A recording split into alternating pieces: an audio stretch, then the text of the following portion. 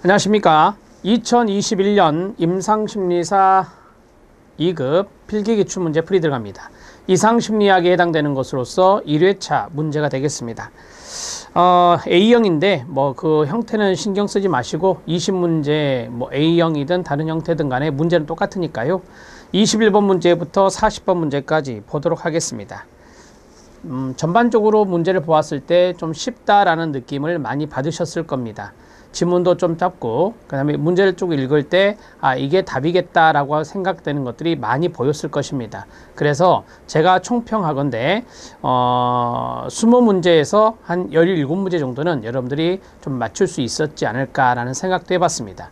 물론 지난 기출문제에서 출제된 것들도 있죠. 임상심리사나 직업상담사나 이런 국가기술 자격에 해당되는 건데, 국가기술 자격은 기출문제 은행식이 많습니다.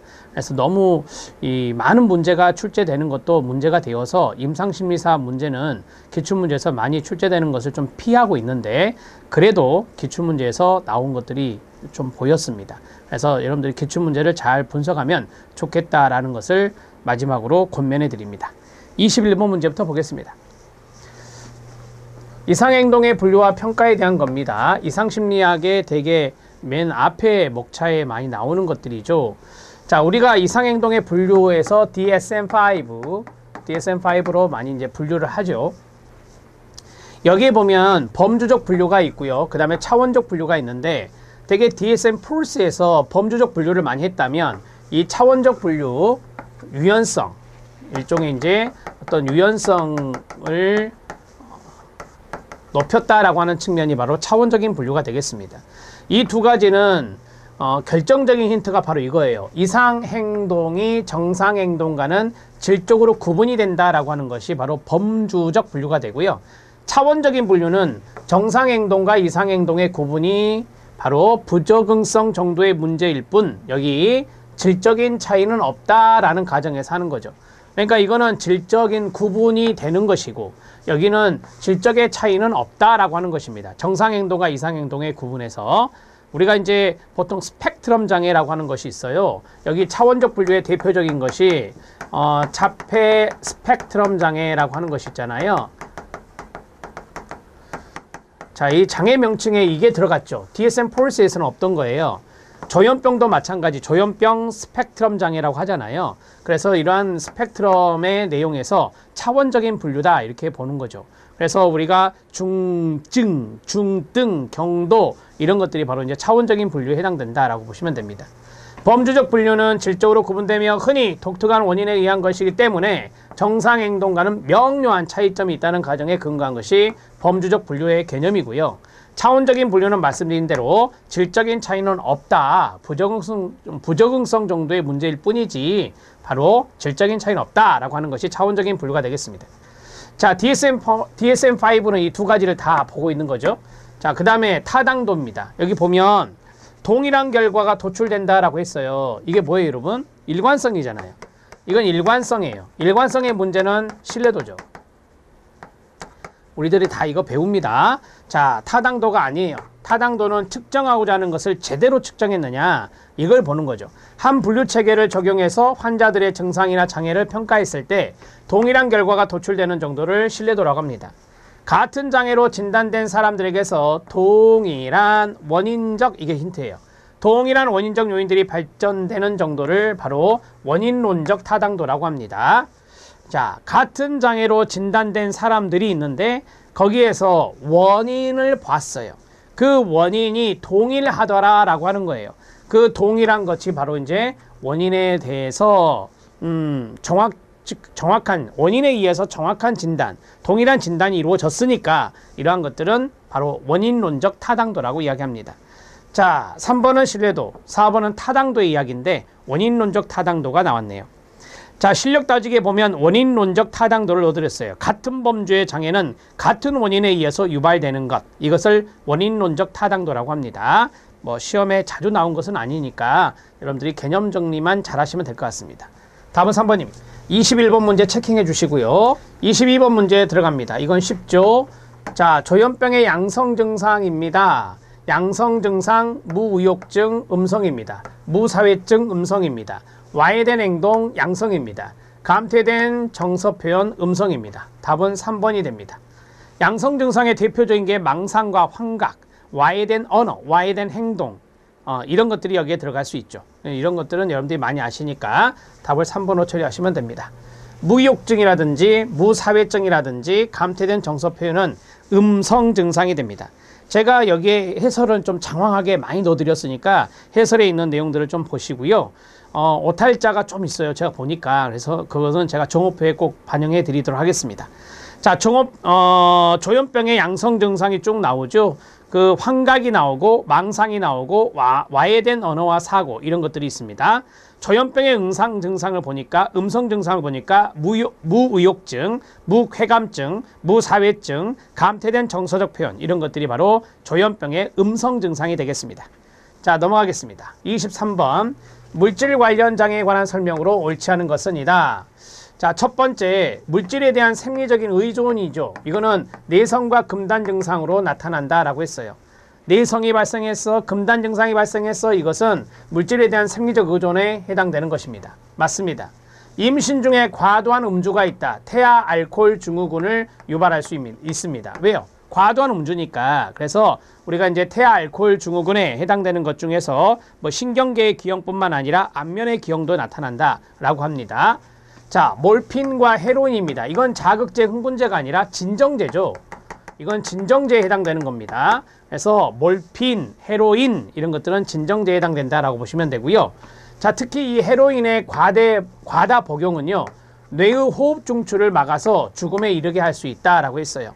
그래서 헤로인 과다 복용은 바로 이제 뇌에 호흡 중추가 있는데 그 뇌의 호흡 중추를 막아버립니다. 그래서 죽음에 이르게 할 수 있다라고 하는 것을 팁으로 알아두시면 되겠고요. 답은 3번이 되겠습니다. 우리가 보통 자극제, 각성제, 흥분제라고 하는 것이 있어요. 흥분제는 암페타민류예요. 암페타민류, 암페타민, 그 다음에 이제 코카인, 카페인. 하나만 더 한다면 여러분들이 많이 들어봤던 메틸페니데이트. 이 정도 아시면 될 것 같아요. 흥분제는. 자, 암페타민, 코카인, 카페인, 메틸페니데이트까지 정리하시기 바랍니다. 몰핀과 헤로인은 진정제입니다. 벤조디아제팜이라든지 바리움 이런 것들도 진정제라고 생각하시면 됩니다. 답은 3번입니다. 자, 조현병 스펙트럼 이런 단어가 들어가면 차원적 분류라고 앞에서 말씀드렸죠. 기타 정신병적 정신장애에 해당하지 않는 것은 이번 시험에 보면은 어떤 정신장애의 하위 유형들을 좀 많이 냈어요. 그런 것들을 기본적으로 좀 알아놓으면 좋다라고 말씀을 드렸었잖아요. 망상장애 들어가고요. 순환성 장애는 이거 아시죠? 양극성 장애에 들어가는 거예요. 양극성 장애 유형입니다. 그래서 탈락. 자, 조현양상 장애나 단기 정신병적 장애는 조현병 스펙트럼, 기타 정신병적 장애에 들어갑니다. 조현병 들어가고요. 그 다음에 조현종동장애라고 하는 것이죠. 조현종동장애. 그리고 또 그 조현형 성격장애가 있어요. 조현성 성격장애 말고 조현형 성격장애도 여기에 들어갑니다. 조현병 스펙트럼 장애에 들어간다. 해설에 나오니까 잘 보시면 되겠습니다. 답은 2번입니다. 순환성 장애가 양극성 장애 하위 유형인 거 아시잖아요. 양극성 1형, 양극성 2형, 순환성 장애 세 가지가 있죠. 자, 25번 반사회성 성격장애에 대한 문제입니다. 가장 관련이 없는 것은입니다. 자, 품행장애의 과거력이 있어야 된다라고 했어요. 자, 15세 이전에 품행장애가 나타나야 된다라고 하는 것이고요. 그 다음에 역기능적인 양육 환경이 여기에 들어가고 붕괴된 자, 여기가 틀린 것 같아요. 강한 도덕성이 아니죠. 낮은 도덕성이겠죠. 강한 도덕성이 발달되면 반사회성이 안 나타나겠죠. 자, 낮은 도덕성입니다. 초자의 문제가 생긴 거죠. 초자의 문제로 인해서 낮은 도덕성을 보인다라고 보시면 되고, 그 다음에 신경전달 물질인 세로토닌이 부족하다라고 하는 것. 세로토닌의 부족은 우울증과도 연관성이 있지만 반사회성 성격장애와도 연관성이 있다. 그래서 세로토닌의 부족도 기억해 놓으시기 바랍니다. 자, 됐습니다. 답은 3번입니다. 곰곰이 읽으면 강한 도덕성이라고 하는 것은 높은 도덕성이라는 것이거든요. 그래서 강한 도덕성 발달이 아니라 낮은 도덕성이라 이렇게 보시면 되겠습니다.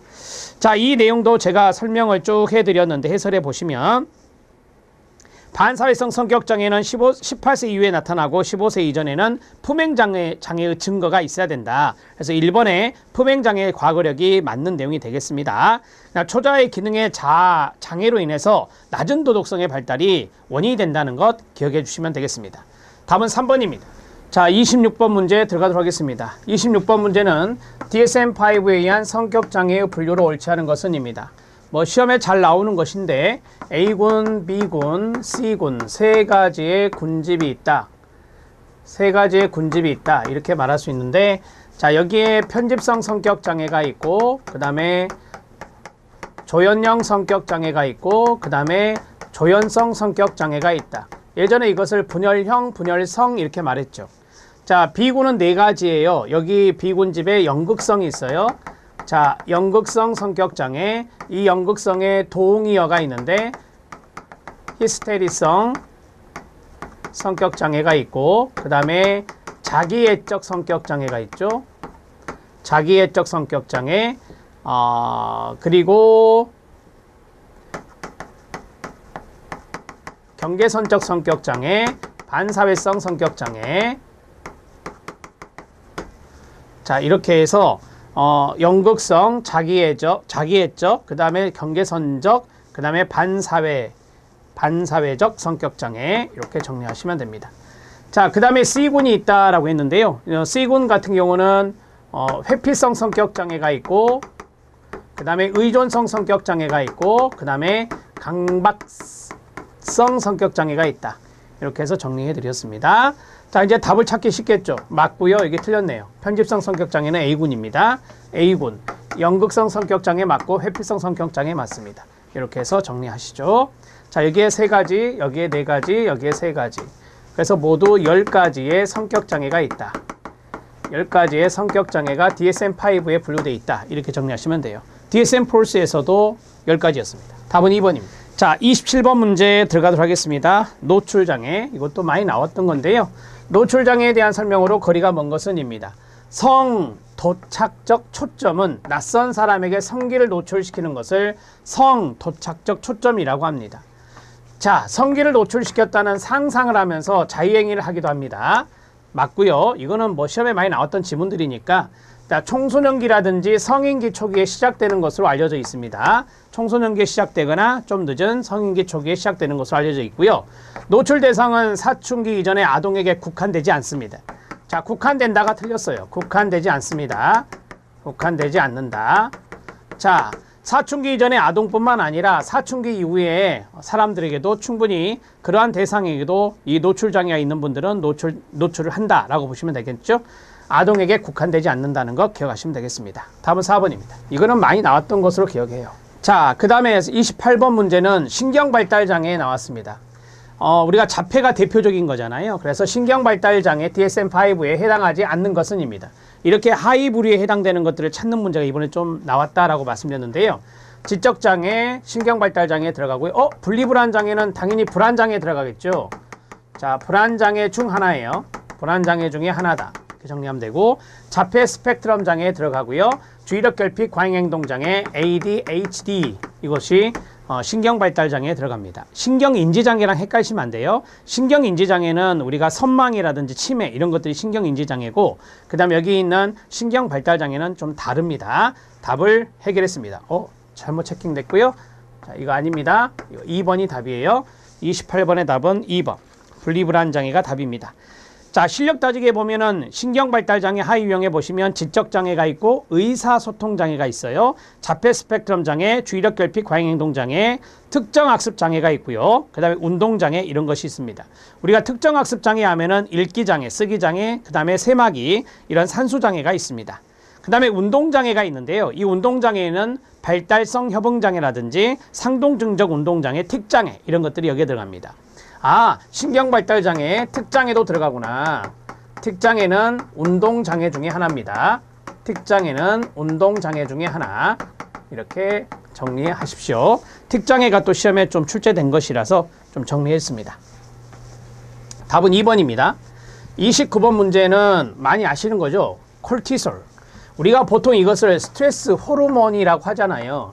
이 스트레스 호르몬 콜티솔은 어디에서 분비되죠? 그렇습니다. 콩팥, 신장에 있는 부신피질에서 분비됩니다. 그래서 부신피질 호르몬이라고 머릿속에 넣으면 됩니다. 부신입니다. 1번이 답이 됩니다. 이건 간단하게 보시죠. 여기에 대한 구체적인 설명은 제가 해설에 넣어드렸어요. 콜티솔 부신, 콜티솔 스트레스 호르몬, 이렇게 정리하시기 바랍니다. 자, 콜티솔은 급성 스트레스의 반응에 분비되는 물질입니다. 스트레스에 대응하는 신체에 필요한 에너지를 공급해주는 역할이에요. 상당히 중요한 호르몬이라고 말할 수 있겠죠. 자, 콜티솔은 신장의 부신피질에서 분비되는 스트레스 호르몬이라는 것을 기억하시면 되겠습니다. 자, 그러나 스트레스를 지나치게 3번인데요. 지나치게 받거나 이 만성 스트레스가 되면 콜티솔의 혈중 농도가 높아집니다. 그 결과 식욕이 증가되죠. 지방의 축적을 가져오게 됩니다. 혈압이 올라갑니다. 고혈압의 위험이 증가되고요. 근조직의 손상도 야기될 수 있습니다. 자, 30번 들어갑니다. 30번은 강박장애의 동그라미. 자, 내담자의 심리치료의 가장 효과적인 방법 많이 들어보셨을 건데요. 자, 우리가 이제 강박장애 하면은 E, 그 다음에 R, 그 다음에 P 이렇게 하죠. 강박장애, 강박은 ERP, 강박은 ERP. 자, 이게 뭔데요? 네, 노출 및 반응방지법입니다. 노출 및 반응방지법. 이렇게 정리하시면 돼요. 자, 첫 번째 노출을 시킵니다. 거기에 대해서 강박 반응이 나타나겠죠. 이 강박 반응이 나타나는 것을 방지시키는 겁니다. 강박 반응이 나타나지 못하게 하는 것이 두 번째가 됩니다. 노출을 시킨 다음에 강박 반응이 나타나는 것을 못하게 막는 거예요. 그게 바로 노출 반응 방지법이라고 합니다. 여기 보면 exposure라는 단어가 있습니다. 이게 노출이란 단어고요. 그 다음에 반응, response라는 단어죠. 그래서 R, 그 다음에 P는 prevention, 방지. 그래서 ERP 기법이라고 합니다. 답은 3번이 되겠습니다. 강박장애는 깔끔 완벽주의 이런 것들이 이제 지나친 사람들이 이제 강박장애가 있다 이렇게 많이 알고 계실 건데요. 자, 그러한 것들을 우리가 해결하기 위해서는 먼저 환자가 불안을 느끼는 어떤 상황에 노출을 시키는 거죠. 노출을 시켜서 자, 불안을 줄이기 위해서 강박 행동을 보일 거 아니에요. 이게 반응이 되는 건데 그거를 이제 못하게 하는 것이다 라고 보시면 됩니다. 쉽게 이해하시라고 말씀을 드렸습니다. 31번 문제 들어갑니다. 자, 우울장애 치료법이에요. 적절하지 않는 것은 입니다. 우울장애 치료법이에요. 그러면 첫 번째 대인관계 치료 네, 도움이 되겠죠. 그 다음에 기억회복 치료 아닙니다. 왜 우울장애 치료법에 기억이 들어갑니까? 이 기억은 기억상실증과 연관성이 있겠죠. 그래서 해리성 기억상실증, 해릭성 기억상실증에 해당되는 치료 기법이 바로 기억회복 치료가 된다라고 보시면 됩니다. 자, 인지행동치료, 우울치료 좋고요. 단기 정신역동치료. 자, 우울장애 같은 경우는 정신역동치료가 좋긴 좋은데 이제 장기적인 것보다는 좀 단기적으로 하는 것들이 좀 더 도움이 될 수 있습니다. 답은 2번이 됩니다. 제가 분당 차병원의 홈페이지에서 자료를 가져온 것이 심화학습에 있는 겁니다.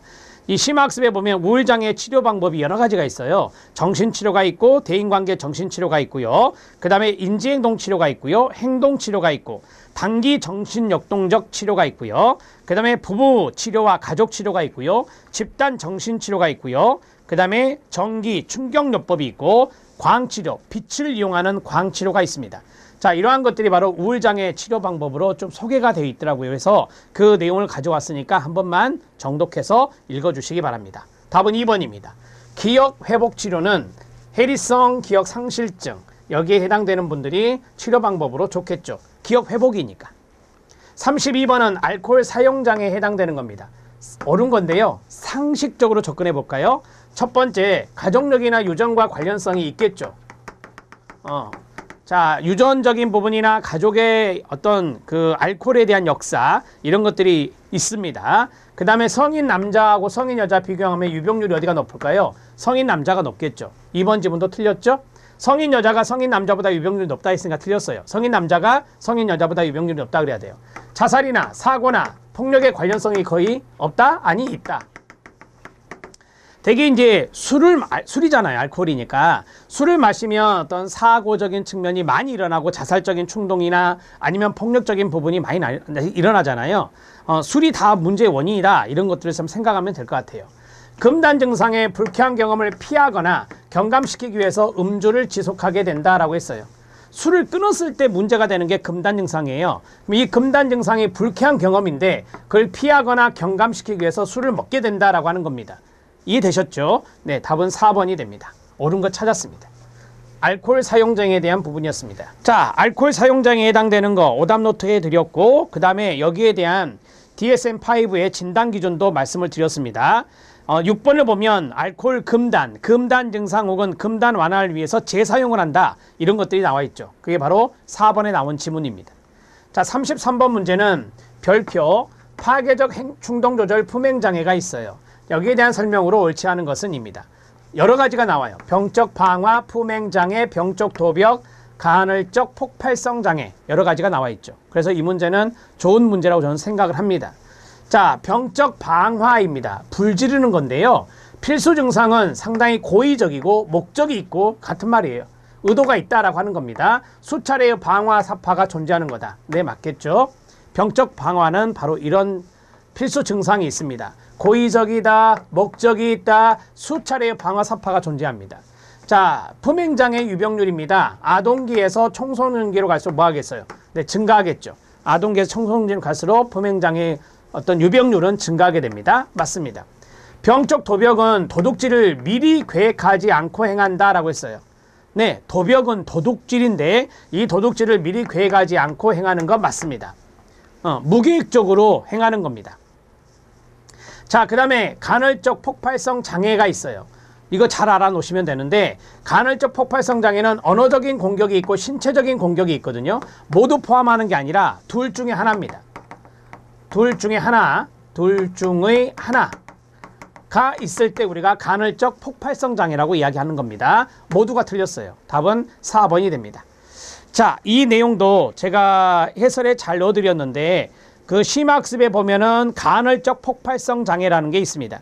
진단 기준을 잠깐 보시죠. 공격적인 충동을 통제하지 못해서 보이는 반복적인 행동 폭발로 다음 항목 중 하나, 그 자리 밑줄. 다음 항목 중 하나. 첫 번째 항목이 뭔데요? 언어적 공격성이고, 두 번째 항목이 뭔데요? 신체적 폭행을 포함하는 폭발적 행동이라고 해요.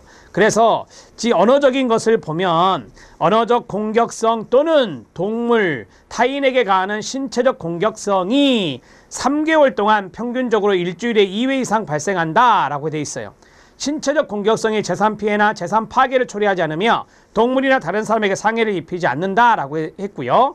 그 다음에 재산 피해, 파괴, 그리고 또는 동물이나 다른 사람에게 상해를 입힐 수 있는 신체적 폭행을 포함하는 폭발적 행동입니다. 그러니까 1번보다 더 심한 거죠. 2번은. 그래서 12개월 이내에 3회 정도 나타난다라고 했어요. 그러니까 앞에 좀 덜 심한 것은 3개월 동안에 일주일에 2번 정도 나타나는 거 이상 나타나는 거고, 좀 더 자주 나타나는 거네요. 그쵸? 자, 그 다음에 2번 심각한 것은 12개월 이내, 1년 이내에 3번 정도 나타나는 것이다. 이렇게 1번과 2번, A 정도만, 진단기준 A 정도만 아시면 될 것 같습니다. 답은 4번입니다.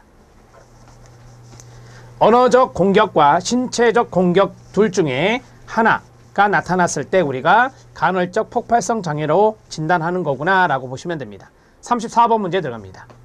자, 양극성 장애에 보면 조증이 나오죠. 대개 이제 일형의 조증이 들어가는데, 조증 시기에 있는 환자의 방어적 대응 양상을 판단할 수 있는 행동이 아닌 것은 이다. 조증 사파와 연관성이 있는 것이다 라고 보시면 되는데요. 화장을 진하게 하고 다닌다든지, 자신이 신의 사자라고 이야기한다든지, 증거도 없는 행동을 두고 남을 탓한다든지. 자, 여기 한번 볼래요? 활동 의욕이 줄어들어요. 과다 수면을 해요. 이거는 우울사파예요. 이거는 주요 우울사파에 해당돼요. 우울사파. 여기 문제는 조증 시기라고 했잖아요. 조증 시기에 해당되는 것들이 바로 여기에 해당된다라고 보시면 되겠습니다. 이해되셨죠? 오케이. 답은 4번입니다. 활동 의욕이 줄어들어서 수면이 과다하게 나타나는 것은 우울과 연관성이 있어요. 조증의 반대, 우울과 연관성이 있다라고 정리하시면 됩니다. 자, 여기 해설도 제가 일형 양극성 장애에서 조증사파를 쭉 넣어드렸거든요. 이 조증사파 내용을 한번 봐주시고, 그 다음에 경조증사파도 넣어드렸습니다. 경조증사파는 뭐 기간의 차이가 있을 뿐이지 내용은 좀 비슷합니다. 자, 그리고 주요 우울사파 말씀드렸습니다. 주요 우울사파에서 여기 보면 과다수면이 있잖아요. 4번에 보면 과다수면이란 게 있습니다. 그 다음 2번에 보면 거의 매일 하루 중 대부분 거의 또는 모든 일상생활에 대해서 활동에 대해 흥미나 즐거움이 뚜렷하게 줄어든다. 저하된다라고 했어요. 활동 의욕이 줄어든다라고 말씀드렸잖아요. 이런 것들이 이제 우울사파에 해당되는 것이니까 답은 4번이 됩니다. 화장을 진하게 하고 다닌다. 조증식에 있는 환자의 방어적 대응입니다. 그 다음에 자신 신의 사자라고 이야기한다. 조증식에 있는 환자의 방어적 대응입니다. 증거도 없는 행동을 두고 남을 탓한다. 이것도 마찬가지 조증식에 있는 환자의 방어적 대응 양상이라고 보시면 됩니다. 다 조증사파와 관련성이 있다라고 정리하십시오. 답은 4번이었고요. 35번 문제. DSM-5에 제시된 신경인지장애 병인에 해당하지 않는 것은 입니다. 신경인지장애에 보면 여러 가지 병인들이 있어요. 자, 알츠하이머병 들어가고요. 로이소체 들어가고요. 파킨슨병 들어가요. 레트는 들어가지 않습니다. 레트. 이 레트 장애라고 하는 것은 DSM-5에서 사라졌죠. 거기 해설해 보시면 고유한 유전적 원인이 밝혀졌어요. 레트 장애에 대한. 그러면서 자폐 스펙트럼 장애에서 제외가 됩니다. 우리가 자폐 스펙트럼 장애는 신경 발달 장애라고 했잖아요. 그러니까 신경 인지 장애와 애당초 이게 해당되지 않는 거예요. 레트라고 하는 것이. 그래서 알츠하이머, 루이소체, 파킨슨 이 세 가지는 바로 신경 인지 장애의 병인에 해당되는데 실력 따지게 보면 좀 더 알아둘 게 있어요. HIV 감염. 자, HIV 감염이 있어요. 인간 면역 결핍 바이러스. 여기에 대한 감염이 바로 이제 우리가 보통 이야기하는 HIV 감염이 에이즈와 연관성이 있죠. 그 다음에 헌팅턴병이 있어요. 무도병이라고 하는 헌팅턴병. 헌팅턴병. 일명 무도병이라고 하는 거죠. 자, 이것이 다 신경인지장애 병인에 해당된다라고 정리하시면 됩니다. 나머지는 참고하시고요. 이 두 가지 정도 더 알아두시기 바랍니다. 답은 2번입니다. 36번 문제에 들어갑니다. 아동 A에게 진단할 수 있는 가장 가능성이 높은 장애는 뭐냐라고 했어요. 어렵지 않고요. 4세 아동 A는 어머니와 애정적 관계를 관계 형성이 어렵네요. 자, 관계를 형성하지 못하며 1번. 그 다음에 장난감을 가지고 노는데 흥미가 없어요. 자, 사물을 일렬로 배열하거나 2번. 자신의 몸을 앞뒤로 흔들면서 알 수 없는 말을 해요. 3번. 뭡니까? 네, 자폐입니다. 자폐 스펙트럼 장애. 답은 1번이 됩니다. 우리가 이제 자폐 스펙트럼 장애 여러분 해설해 보시면 큰 틀의 내용을 좀 정리해 드렸어요. 첫 번째가 사회적 정서적 상호작용의 결함입니다. 요거죠. 사회적 정서적 상호작용의 결함. 이렇게 정리할 수 있고요. 자, 그 다음에 두 번째는 무엇입니까? 제한적이고 반복적인 행동이나 흥미 활동이 현재 과거력 중 상 네 가지 중에서 두 가지가 나타난다라고 했어요. 제한적이고 반복적인 행동이 있습니다. 자, 그게 바로 이제 이런 거. 뭐 사물을 일렬로 배열하거나 몸을 앞뒤로 흔들면서 알 수 없는 말을 한다 그랬잖아요. 자, 이런 것들이 바로 거기 나온 대로 제한적이고 반복적인 행동. 제한적이면서 반복적인 행동. 이런 것들과 연관성이 있습니다. 자, 지금 여러분 해설에 나와 있는 것에서 좀 굵직굵직한 것을 정리하고 있는 겁니다. 자, 되셨죠? 그 다음에 의사소통에 대한 부분도 있어요. 거기 보면 1번에 보면 사회적 의사소통과 상호작용에 지속적인 결함이 있다라고 했잖아요. 여기에 보면은 알 수 없는 말을 한다라고 하는 것이잖아요. 의사소통에 문제가 있다라고 하는 겁니다. 알 수 없는 말을 한다라고 했어요. 이게 바로 의사소통의 문제가 있다.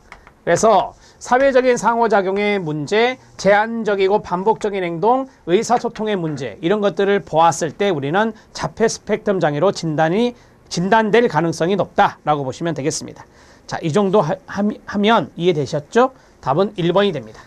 자, 그 다음에 37번 문제 치매 문제인데요. 치매에 관한 설명으로 적합한 것은 입니다. 기억 손실이 없나요? 있습니다.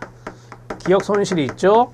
우리가 치매 어르신들 보면 좀 깜빡깜빡 하신다라는 것이 있잖아요. 기억 손실이 있고, 그 다음에 약물 남용의 가능성이 적습니다. 약물 남용의 가능성이 적다라고 합니다. 우리가 약물을 많이 복용했을 때 치매로 발생될 확률은 높다라고 해요. 과다한 약물을 복용했을 때 결과적으로 치매 발생률이 높다라고 하는데, 치매는 약물 남용의 가능성, 그러니까 치매가 걸리고 나서 약물 남용의 가능성은 적다, 이렇게 말할 수 있습니다. 더 치매가 더 심각해지기 때문에 그럴 수 있겠죠. 그 다음에 증상은 오전에 아니요, 해질 무렵에 심해지죠. 이걸 일몰 효과라고 하잖아요. 일몰 효과, 해질 무렵에 심해진다. 이렇게 정리하시면 돼요. 자, 자신의 무능을 최소화하거나 자각하지 못한다라고 했어요. 자, 이제 제가 여러분들 해설에 조금 좀 풀어서 써드렸거든요. 자신의 무능이나 손상을 최소화한다는 것은 숨기려 한다, 그 말이에요. 숨기려 하고, 그 다음에 자신의 무능 이런 것들을 자각하지 못하는 경우도 있고요. 그래서 이 치매와 연관성이 있는 것은 자신의 무능을 최소화하거나 숨기려고 하는 것도 있고, 그 다음에 자신의 무능을 자각하지 못하는 것도 있고, 이 4번 지문이 옳은 내용이 되겠습니다. 자, 37번 치매에 대한 짤막한 문제지만 여러분들이 좀 아실 필요는 있습니다. 기억 손실이 있다라고 하는 것이고요. 치매는 약물 남용의 가능성이 적다라고 하는 것이고요. 그 다음에 증상은 해질 무렵이 좀 심해져서 이른바 일몰 효과라고 이야기할 수 있습니다. 이 정도 정리하시죠.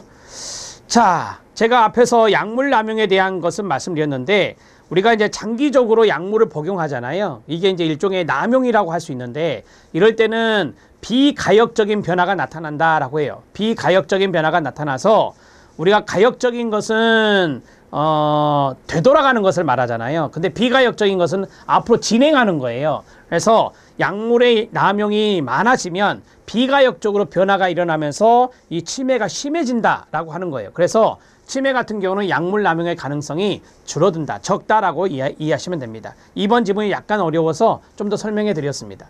답은 4번입니다. 자, 38번 문제는 공황장애인데, 많이 이제 공황장애 내용 문제도 많이 나왔고 충분히 증상을 아실 것 같아요. 메스꺼움이나 복부 불편감, 그 다음에 몸이 떨리고 땀 흘리는 거, 그 다음에 호흡이 가빠지고 숨이 막힐 것 같은 느낌이나 미쳐버리거나 통제력을 상실한 같은 느낌, 이 모두 다 공황발작과 연관성이 있습니다. 공황장애와 연관성이 있다고요. 자, 공황발작, 공황장애와 연관성이 있다라고 보시면 되겠습니다. 자, 이거 외에도 제가 해설에 많은 내용을 써드렸어요. 거기에 보면 흉부통증, 불편감이 있고요. 그 다음에 질식되는 느낌이 있고요. 그 다음에 어지럼증, 불안정함, 현기증이 나타나고 죽음에 대한 두려움이 있고 미칠 것 같은 두려움이나 통제력 상실의 두려움이 있습니다. 비현실감이나 기묘한 기분이나 환경과의 분리감이 있고요. 그 다음에 상기되고 오한이 나타나고요. 구역질, 그 다음에 복통, 설사 이런 것들이 있고 무감각이나 저린 느낌이 있고 심계항진, 심박수가 증가하겠죠. 숨이 차거나 질식할 것 같은 느낌이 있고 발한, 여기 보면 땀을 흘린다라고 했어요. 그래서 이 발한이 나타나고요. 그 다음에 떨림의 현상이 있다. 앞에서 몸이 떨리고 라고 했잖아요. 떨림의 현상이 있다. 그래서 이 모든 것들이 다 공황장애, 공황발작의 특징이라고 생각하시면 되겠습니다. 답은 4번입니다. 뭐 이런 것들은 많이 나왔던 거니까 아실 것 같고요. 자, 그 다음에 이제 39번 문제는 해리장애입니다. 해리장애에 대한 설명으로 적절하지 않은 것은입니다. 자, 여기 보시면 해일성 둔주라고 하는 것이 있어요. 이거는 DSM-4에 있는 거죠. DSM-4에 있는 것이 나왔어요. DSM-5에서는 해리성 둔주라고 하는 것들이 이제 없는데, 어찌됐든 문제 지문을 그대로 이해하시면 될 것 같고요. 해리 현상입니다. 뭐 우리가 이제 해리 장애 하면은 생각나는 게 기억 상실증이잖아요. 해리 현상에 영향을 주는 요인이 학대받은 개인의 경험이라든지 그냥 고통스러운 상태로부터의 도피, 이런 것들이 여기에 들어갑니다. 우리가 해리성 정체감 장애라고 하는 것도 있어요. 이중인격이라고 하는 것이 있잖아요. 그래서 이런 것들이 다 학대받은 개인의 경험이나 아니면 고통스러운 상태로서의 도피, 이런 것들이 바로 해리 장애의 주된 요인으로 이야기가 됩니다. 맞습니다. 해리 현상을 유발하는 가장 주된 방어 기제가 투사다? 투사는 남 탓하는 거잖아요. 그래서 편집성 성격장애, 항상 남 탓을 하는 게 있어요. 그게 편집성 성격장애와 연관성이 있거든요. 그래서 이건 편집성 성격장애 하나 알아놓으시면 될 것 같고요. 자, 해리 현상을 유발하는 방어 기제, 해리 부엌, 해리부엌 이렇게 외우시면 돼요. 해리부엌 암기법입니다. 자, 해리부엌 부정 부인과 억압입니다. 그래서 여기 보면 개인의 어떤 학대받은 경험이 있잖아요. 그런 것에 대해서 부정하고 부인하는 방어 기제가 있겠죠. 그 다음에 이 충격스러운 어떤 기억에서 벗어나고 싶어요. 도피하고 싶어요. 그래서 억압을 한다라고 하는 겁니다. 그래서 부엌 이렇게 정리하시면 됩니다. 해리성 둔주는 여기에요. 다른 장소로 이동하는 것을 해리성 둔주라고 합니다. 정체감과 과거를 망각할 뿐만 아니라 여기에 보면 완전히 다른 장소로 이동하는 것, 다른 장소로 이동하는 것을 해리성 둔주라고 합니다. 그러면 여기 보면 과거를 망각한다라고 했잖아요. 그러면 여기에 해리성 기억 상실증이라는 게 있습니다. 이게 이제 망각 아닙니까? 그래서 해리성 기억 상실증은 중요한 자선적 정보를 회상하지 못하는 것입니다. 자, 제가 이제까지 쭉 살아왔던 정보가 있을 거 아니에요. 그거를 기억 못하는 거예요. 해리성 기억 상실증이고요. 해리성 둔주가 나타날 수도 있습니다. 예, 맞습니다. 해리성 둔주가 뭔데요? 여기 말씀드렸잖아. 완전히 다른 장소로 이동하는 겁니다. 다른 장소로 이동하는 것. 그런 것들이 이제 바로 해리성 둔주다. 이렇게 정리할 수 있습니다. 자, 답을 해결했습니다. 답은 2번입니다. 투사는 편집성 성격장애 기억해 놓으시고요. 해릴의 방어 기제는 부정과 억압입니다. 답은 2번. 마지막 문제입니다. 주요 우울장애가 시험에 안 나올 리가 없겠죠. 주요 우울장애가 좀 잘 나오니까 환자가 일반적으로 나타나는 특징적 증상이 있겠죠. 앞에서 우리 주요 우울 사파 했었잖아요. 마지막에 한 번 더 넣어드렸어요. 주요 우울 사파를. 자, 거절에 대한 두려움, 불면 혹은 과다수면, 정신운동성 초조, 일상생활에서의 흥미와 즐거움의 상실. 뭡니까? 네, 1번입니다. 거절에 대한 두려움입니다. 자, 어떤 것을 접촉을 하고 싶은데 못해요. 왜? 거절할까봐 두려워요. 접촉을 못하는 게 바로 회피성 성격장애입니다. 회피성 성격장애와 연관성이 있어요. 회피성 성격장애는 사회적 접촉을 회피하는 겁니다. 사회적 접촉을 회피하는 거예요. 왜 회피한다고요? 거절에 대한 두려움 때문에. 자, 왜 사회적 접촉을 피하느냐? 거절 두려움이 있기 때문에. 거절에 대한 두려움이 있어서 사회적 접촉을 피한다. 회피성 성격장애와 연관성 있는 게 1번입니다. 자, 우리가 이제 불면, 과다수면 앞에서 말씀드렸고요. 불면, 잠을 못 자기도 하고 너무 많이 자는 과다수면도 있고요. 정신운동성 초조는 좌불안석이라고 하죠. 좌불안석하는 것이 바로 정신운동성 초조입니다. 우울 환자들 그렇습니다. 그 다음에 일상생활의 흥미, 상실, 즐거움의 상실 이런 것들은 가장 기본적으로 나타나는 진단 기준입니다. 자, 심화학습에 보면 답은 1번입니다. 회피성 성격장애라고 말씀드렸고요. 심화학습에 보면 주요 우울 사파의 진단 기준 해가지고 제가 박스 처리해서 집어넣어 드렸어요. 그 내용들을 한 번씩 읽어주시고 여기 밑줄 친 부분들이 바로 여기 지문에 나와 있는 거예요. 2번에 보시면 거의 모든 또는 거의 모든 일상생활에 대한 흥미나 즐거움이 하루 대부분 거의 매일같이 뚜렷하게 저하되어 있다라고 했죠. 거의 매일 나타나는 불면이나 과다수면이 있다 했죠. 거의 매일 나타나는 정신운동성 초조나 지체가 있다라고 했어요. 좌불안석, 처진 느낌이 타인에 의해서도 관찰이 가능할 정도로 나타난다라고 했어요. 이런 것들이 다 주요 우울 사파에 해당된다라고 보시면 되겠습니다. 답은 1번입니다. 되셨죠? 자, 여기까지 해서 20문제 풀어봤습니다. 이상심리학에 해당되는 문제, 암기가 중요해요. 외우는 게 상당히 중요하고요. 지문이 좀 길게 빠지기보다는 좀 짤막하게 나오는 문제들이 많기 때문에 그런 문제들은 여러분들이 이제 시험장에서 시험 시간은 충분한지 알고 계시잖아요. 그래서 그런 문제를 충분히 빨리 풀어놓고 자신 있게 풀 수 있는 문제들이 많이 나오니까 풀어놓고 좀 헷갈린다라고 하는 것들은 충분히 생각해서 정답을 마킹하시면 여러분들이 좋은 점수로 합격할 수 있을 겁니다. 항상 전략이 필요한데 이상심리학은 암기, 기출문제를 반복적으로 보는 것, 이 두 가지가 가장 중요한 것 같습니다. 최선을 다하셔서 다가오는 시험에 합격하시기 바랍니다. 수고하셨습니다.